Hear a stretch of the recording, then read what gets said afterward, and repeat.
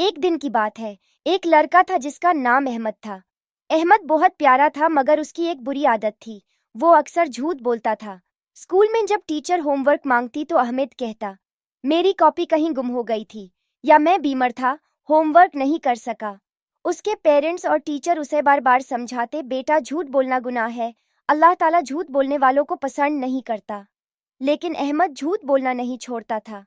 फिर एक दिन स्कूल में एक किताबी मेला लगा जहां एक बुजुर्ग बाबा जी ने अहमद को एक खास आईना दिया और कहा, यह आईना तुम्हारे दिल की सच्चाई देखता है। अगर झूठ बोलोगे तो तुम्हारा चेहरा काला और उल्टा हो जाएगा, और अगर सच बोलोगे तो चेहरा रोशन हो जाएगा। अहमद ने मजाक में यूं कबूल कर लिया।